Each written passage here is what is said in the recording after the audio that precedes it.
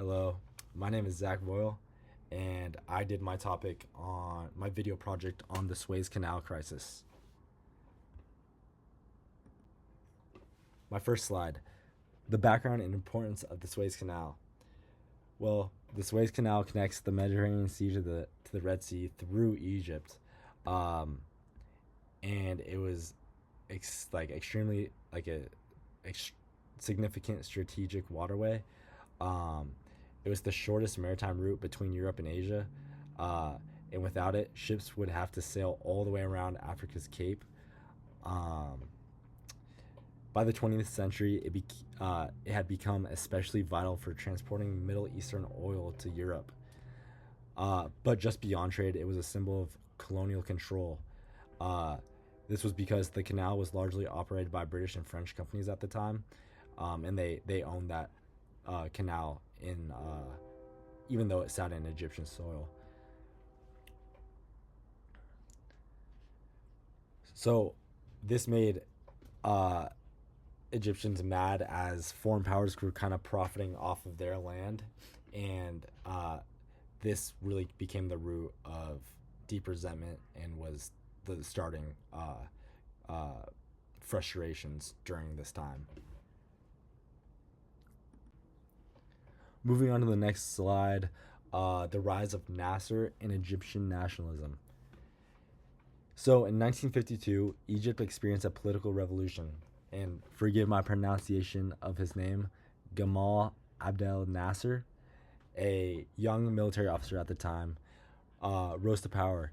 He was he represented a new wave of Arab nationalism, which this was a rejection of colonialism and a vision for a self-reliant, unified Arab world. And at this point, the French and British owning the Suez Canal was extremely in the way of his vision. Nasser wanted to modernize Egypt and restore the dignity to its people. Um, to that plan was the Aswan High Dam, and this was an infrastructure project to control the Nile River uh, and provide electricity and irrigation. To fund it, Nasser turned to Western and Soviet powers, playing each off the other during the Cold War. Initially, the United States and Britain agreed to help fund the dam, but in 1956, uh, concerned about Nasser's ties to the Soviet Union, they withdrew their offer. This was a major blow, but Nasser did not back down. He found another way to fund his dream and make it work. Next, we have nationalization of the canal. So on July 26th, 1956, in a stunning announcement uh, broadcasted to the Egyptian people, Nasser nationalized the Suez Canal. He declared that Egypt would take full control of the canal and use the revenues to build the Aswan Dam. This was just not an economic decision, but it was kind of an act of defiance, obviously, because the British and French had control over that territory there. Um, yeah, defiance of colonial powers. Um, for much of the Arab world, this was a very proud moment as Nasser made a bold move, a reclaiming of sovereignty. But in London and Paris, it was seen as a theft. Uh, British and French leaders were outraged. After all, they had depended on the canal for their energy, their trade, and all their economic uh, boosts from that canal, and they actually feared the loss of influence in the region. Next slide. So the secret invasion plan. The secret invasion plan was a critical turning point in this crisis. Um, so, as you could predict, the French and British were extremely outraged, and they were determined to take back the canal. So, Britain and France made a secret deal with Israel, called the Protocol of Sevres, and pardon my pronunciation of that. So here was the plan. Israel would invade the Sinai Peninsula, giving Britain and France a pretext to intervene. They would then demand a ceasefire and offer to separate the warring two sides, placing themselves back in control of the canal. So later, on October 29th, 1956, Israel actually launched the attack. So British and French forces were deployed, and they soon followed, bombing Egyptian targets and preparing to occupy the canal.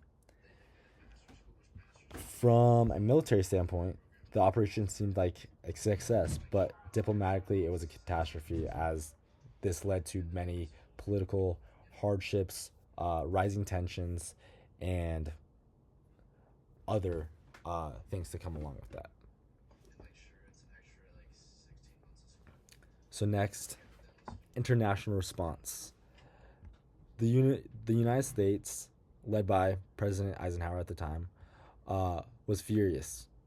Britain and France had acted behind America's back, and even more importantly, Eisenhower feared that the crisis could escalate and draw in the Soviets, which was already suppressing a revolution in Hungary. In an extremely bold and powerful move, the U.S. actually brought the issue to the United Nations and applied enormous economic pressure, even threatening to collapse Britain's currency if it didn't back down. The Soviet Union condemned the invasion and warned of consequences. The world stood on edge, and suddenly Britain, France, and Israel found themselves isolated, military strong, but politically concerned, of course.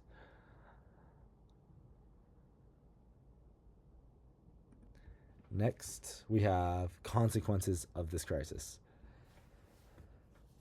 So, the fallout was extremely dramatic. First, the Suez crisis marked the end of Britain and France as global superpowers. Obviously, because they lost an extremely powerful trade route and economic pathway there. Their failure revealed that without U.S. support, they can no longer act independently on the world. Second, the crisis made Nasser a hero. In the Arab world, he was celebrated for standing up to Western powers and winning. His image soared, inspiring nationalist movements across the region. And thirdly, the Cold War dynamic shifted. The Middle East became actually a new superpower of rivalry, and the United States sought lots of influence in Arab countries, while the Soviet Union deepened its support for regimes like Nasser's. And lastly, the United Nations gained a new role. Its peacekeeping operation in Egypt set precedent for international crisis management.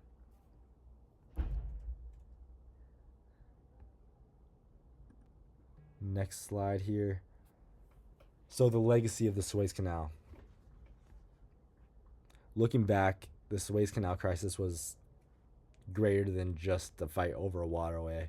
It was basically a critical turning point in world history. It exposed the decline of imperial powers and the rise of new global forces. It really just revealed the power of diplomacy and economic pressure in a new nuclear age. And it also elevated the importance of international institutions like the UN in their peacekeeping. Even today, the Suez Canal remains a geopolitical flashpoint. I mean, just in 2021, extremely recently, a single ship blocked the canal and disrupted global trade. But its greatest symbolic value still lies in 1956, when regional struggle became global and the world took to a new shape, really. Next slide. This is my closing slide here.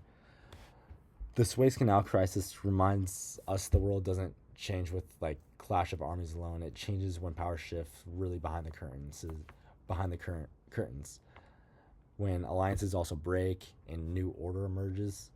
In just a few months in 1956, the map of influence was redrawn, and